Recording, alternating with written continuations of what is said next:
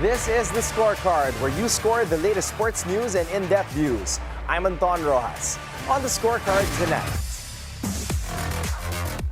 Eala is locked in for the Madrid Open. Piastri takes thrilling win in Saudi Arabia, edges out Verstappen and Leclerc to grab championship lead. Obiena gears up for a Diamond League opener in Xiamen. Cagulangan, Suwon slip past Daegu to book KBL semi-spot. Olympians Malabuyo and Finnegan dazzle in US-NCAA Gymnastics Championships. In Major League Baseball, the Braves sweep the Twins, building momentum after first series win of 2025. In the NBA playoffs round 1, Celtics turn up the heat in the second half to cruise past the Magic in Game 1. While Curry ignites Warriors to Game 1 win over the Rockets. And we get to know the Letran Lady Knights' fierce volleyball rookie, Vanessa Sarie. All the headlines and more on the Scorecard tonight, the 21st of April. Now, here's our roundup. Filipina tennis star Eala is gearing up for the Madrid Open in Spain, set to unfold on April 22 up to May 4. Eala is coming off a solid showing at the Obiena Ladies Open in Portugal, where she opened with a straight sets win over Dutch player Anouk Kovermans 6-3, 6-4 in a rain-delayed match. The 19-year-old eventually wrapped up her Portugal campaign in the round of 16 after a tough battle against Hungary's Panna Udvardy, dropping the match. Now, despite the exit, Eala remains positive and focused, sharing that while clay courts aren't her original comfort zone, she's adapting fast. Now, with her eyes on Madrid, Eala aims to gather momentum leading into Roland Garros, her first ever Grand Slam appearance as a professional. After Madrid, Eala's schedule includes the WTA 125 Vich on April 28 up to May 3, WTA 1000 Rome on May 5 to 11, and WTA 125 Parma on May 12 to 18 before taking on the French Open on May 25 up to June 8. In Formula One, Oscar Piastri claimed his third win of the season with a composed drive in Saudi Arabia, becoming the new Drivers' Championship leader. The McLaren driver held his ground early against pole sitter Max Verstappen, who later received a 5-second penalty for cutting the apex into Turn 1. Meanwhile, Gasly and Tsunoda collided on lap 1, bringing out the safety car and ending both their races early. Next stop is the Miami Grand Prix in Florida, so buckle up F1 fans because engines will rev up again this May. Alonso missed out again in P11 while Lawson took P12 after a penalty for leaving the track. Bierman, Ocon, Hulkenberg, Stroll, Duhan, and Bortoleto completed the classified finishers. Piastri's win puts him 10 points ahead of teammate Norris in the standings, making him the first Australian to lead the championship in 15 years, the last being his manager, Mark Webber. Filipino pole vault star Obiena is back in action as he kicks off his outdoor season at the first leg of the prestigious Diamond League Series set for April 26 in Xiamen, China. The Xiamen stop marks the first of 15 legs in the 2024 Diamond League calendar, which will wrap up in the grand final in Zurich, Switzerland this August.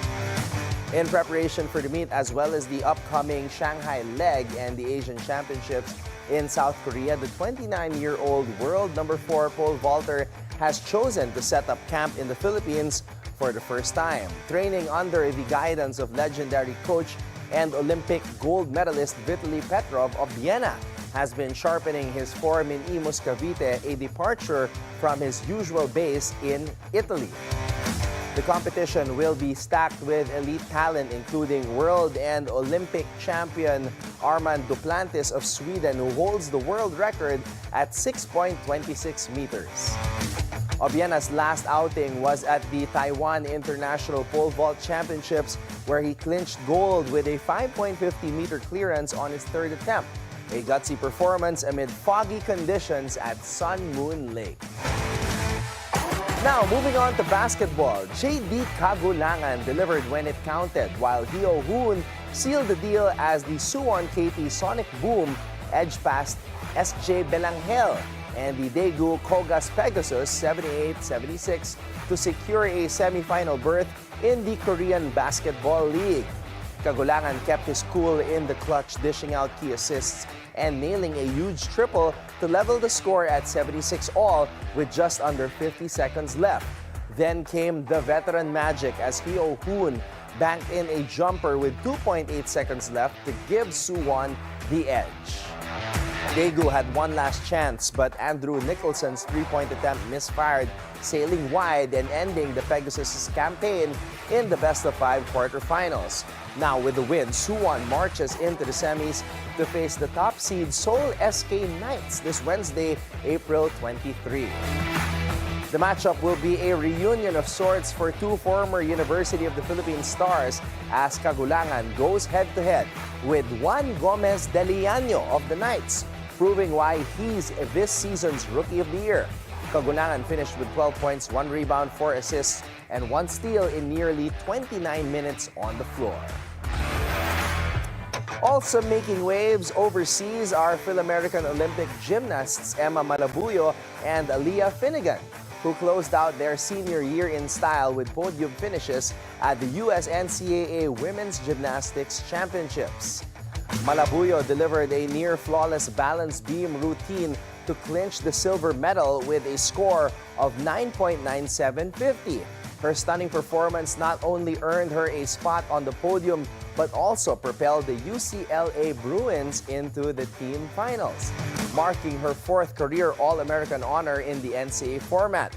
The top 4 finishers in each event secure first-team All-American status, while those placing 5th to 8th earn second-team honors.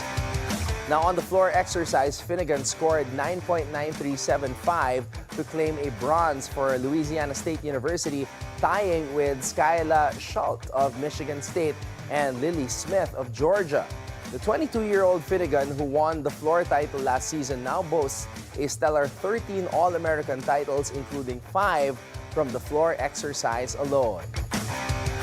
Malabuyo, Finnegan, and Levi Ruvivar made history last year as they represented the Philippines at the Paris Olympics, marking the country's return to women's gymnastics after 6 decades.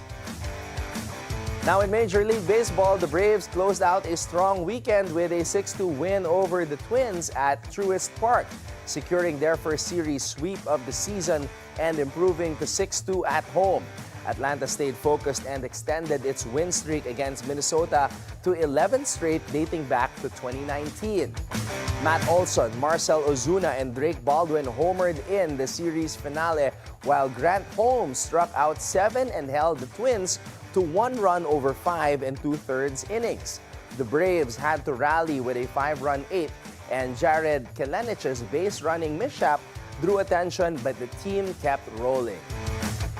Olson went 4 for 9 with a homer in the series, snapping out of a slump, and Alex Verdugo delivered a 4-hit night Saturday in his first weekend with the team.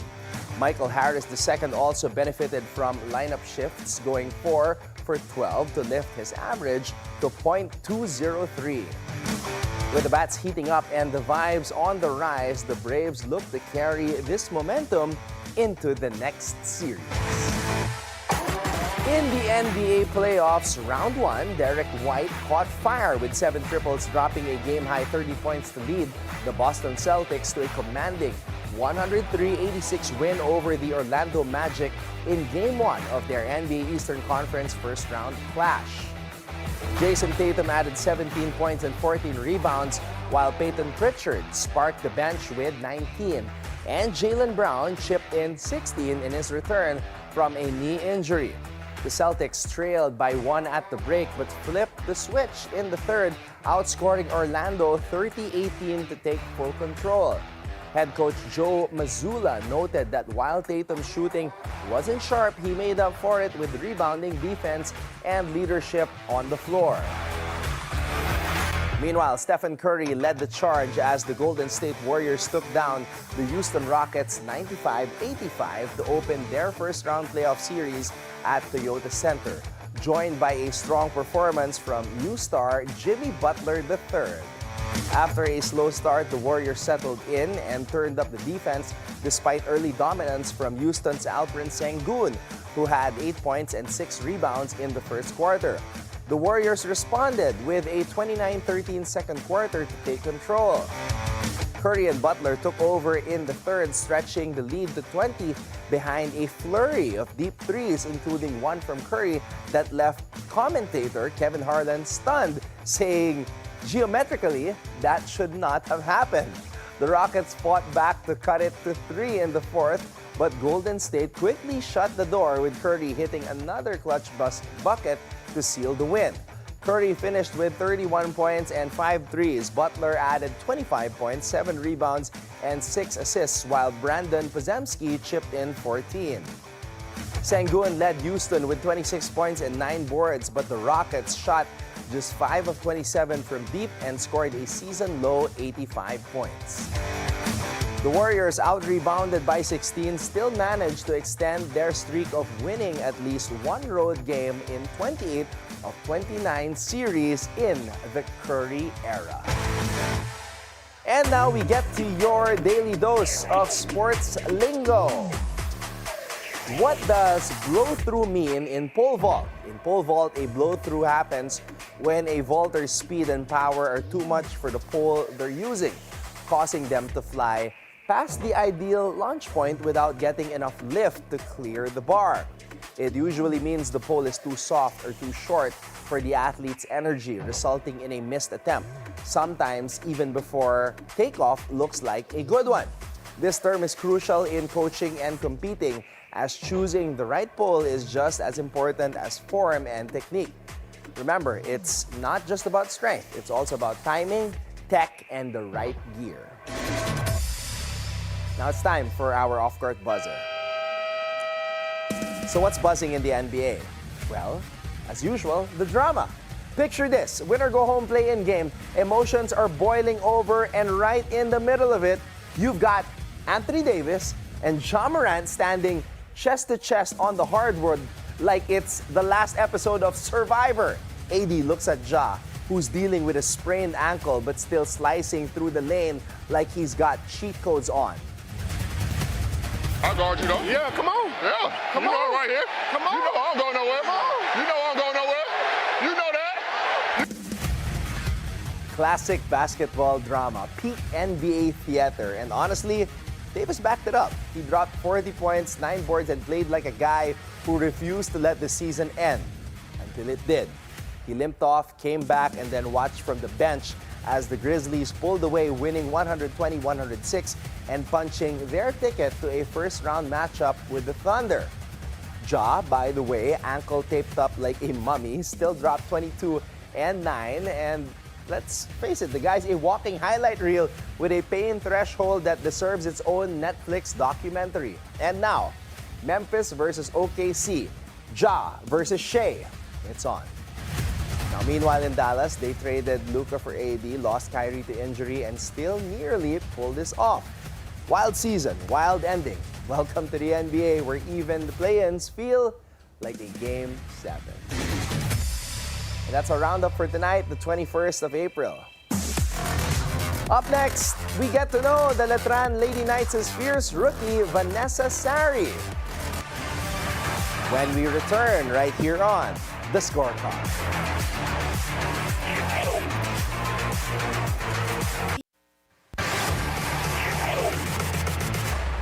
Welcome back to The Scorecard. She is one of the most exciting rookies in the NCAA today, who is also a certified fighter on the court. Let's get to know Bicol's hottest volleyball expert, Letran Lady Knights' Vanessa Sarie.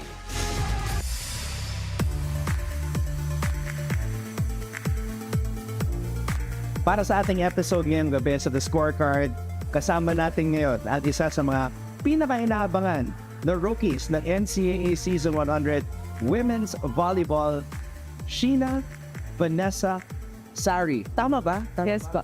Vanessa, maraming salamat. Thank you. Sa oras. Let's get to know you kasi this is the first time that we are meeting at syempre every season we want to get to know all of the new faces, all of the new rookies. Ikaw daw ang isa sa mga 14 rookies na recruit ni Coach Oliver Almadro sa Letran. Kwento mo naman, paano ka na-recruit sa Colegio de San Juan de Letran? Galing po ako ng NCF. Hindi lang naman po ako yung na-recruit niya. 5 po kami na galing sa NCF. So, package po kaming kinuha niya. So, 5 po kaming nandito sa Letran na kasali sa 14 na rookies na na-recruit niya po.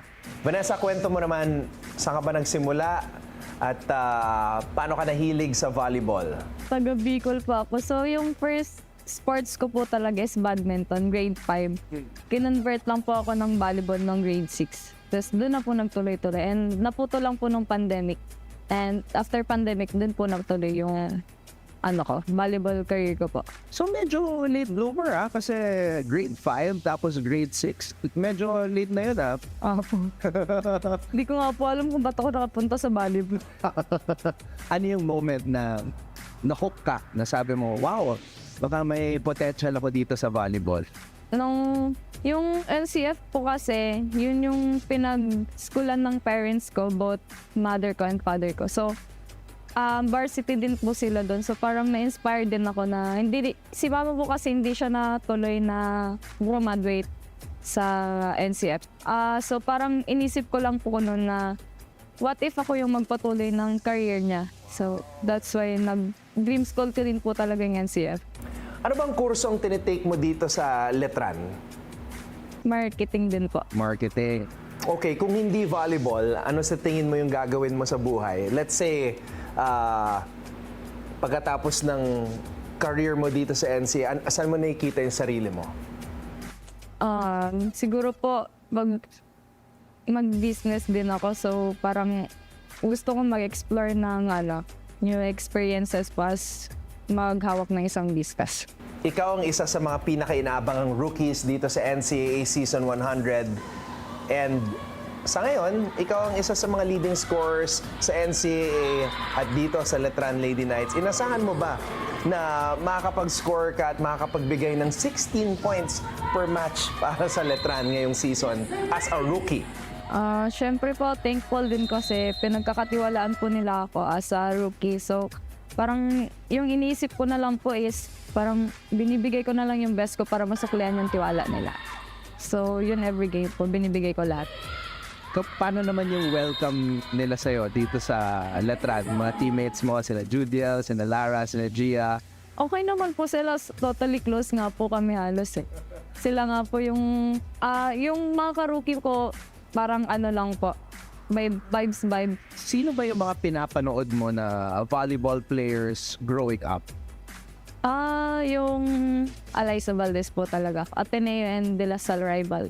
Yun lang po talaga yun. Kasi yung papa ko talaga po yung mahilig manood nun. So parang as a papa's girl po kasi ako. So nahilig na din ako dahil sa kanya. Okay, so sa Ateneo and La Salle rivalry, Opo. sa Ateneo?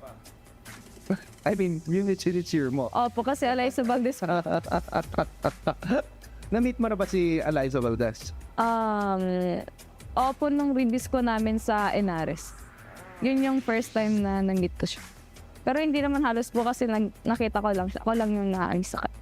Pero hindi niya po ako naparis. Okay.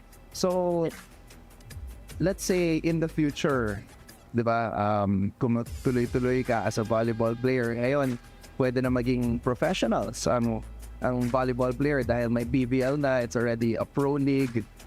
Na-imagine mo ba yung sarili mo na one day, makapaglaro ka doon? Siyempre po, yun din yung pangarap ko sa ngayon eh. And gusto ko din po talaga mag-pro. Yun din po yung pangarap. That's why nandito po ako sa Manila. Maliban kay Aleah, sino pa yung mga players na mahilig, gusto mo panoorin sa PBL? Bea De Leon, Maddie Madayag, si Rondina. Ayan, yun lang po yung maganda. Puro mga middle ah. Kasi yun po yung halos kilala ko talaga noon pa, dati pa. Sila po talaga yung pinapanood ko. And hanggang sa nag-pro sila, doon po nanonood ako ng mga game nila. Okay. Ngayon pag-usapan natin yung NCAA Season 100. Maraming malakas na teams. Nandiyan ang Pinil, syempre, defending champion. Perpetual, Arellano. Kamusta naman yung experience na eto na? Player ka na sa NCAA at meron ka ng experience playing against all these strong teams. Andun pa din po yung pagiging mature. Kailangan ko maging mature sa laro kasi galing pa lang po ako sa high school, so parang first time ko maglaro as a collegiate. So andun po yung experience and learnings ko sa laro every game. So parang nata-challenge po ako sa mga team na kagaya po ng Arellano. Yun, na-challenge po ako dun kasi mahirap kalaban yung Arellano lang din po namin. So, parang andun lang yung learnings kahit natalo kami. Nagkukuha kami ng learnings sa kanila. Ano yung welcome to the NCAA moment mo? Ano yung nangyari sa loob ng court at na-realize mo na, wow, andito na pala ako. NCAA player na ako. Siguro po nakalaban ko yung Binild. So parang, syempre yun po yung top team sa NCAA. So parang natalo po namin sila. So parang yun yung welcome na na-feel ko as a player sa NC. Coming into the game, kinabahan ka ba? Syempre po, nandun naman yung pressure, yung kaba. So parang hinandle lang namin and nagtiwala ako sa mga ates ko. So yun po, nagkabit kami sa isa't isa. 43 game winning streak yung Binild. Tapos ano yung dumaan sa isip mo nung pinalo ni Gia yung bola at na-check out, nanalo kayo? Kamusta yung feeling na yun? Sobrang saya po, syempre. Sa sobrang saya nga po, napatakbo ako dun sa loob ng court kasi nasa labas po ako eh. Sinab ako ni Ate Gia, siya nga po yung nagsaan sa akin. So, nagsalo sa akin sa loob. So, parang gano'n. Pagpalo na yun ng bola, so parang inisip ko lang, ang saya pala pag nanalo sa, yung matagal nilang hindi natatalo, tapos natalo namin ngayon na season. So sobrang saya lang po talaga. Ano yung mga pinaka-importanting lessons o bagay na natutunan mo sa mga teammates mo dito sa Lady Knights? Natutunan ko lang pues yung maging matapang sa loob ng court. Kasi kilala po nila ako eh. So parang kapag nangihina na yung loob ko, sila yung parang binuboost yung confidence ko sa loob kapag ganto, ganyan, kaya mo itong gawin ba na kailangan mong gawin. For my last question, Vanessa, marami nagsasabi ngayon na ikaw ang front runner for Rookie of the Year for NCAA Season 100. Ano masasabi mo na yun yung expectation sa'yo at yun yung usap-usapan ngayon? Hindi ko naman po iniisip yun eh. Ang iniisip ko lang po yung makapag-contribute ako sa team namin. So far po, di ko naman iniisip yung Rookie of the Year. Gusto ko lang po maglaro and makatulong talaga sa team namin. So ayoko din magkumpiyansa sa sarili ko na makakakuha ko ng award na yun. Ang goal po namin is as a team yung championship talaga. And there you have it. We just got to know one of the top rookies in NCAA Season 100 Women's Volleyball from the Letran Lady Knights, Vanessa Sarie. Vanessa, maraming salamat and good luck this season and in your career. Thank you po. Up next, let's take a look at an impending Phoenix reset in the NBA. So you can keep your eyes on the prize.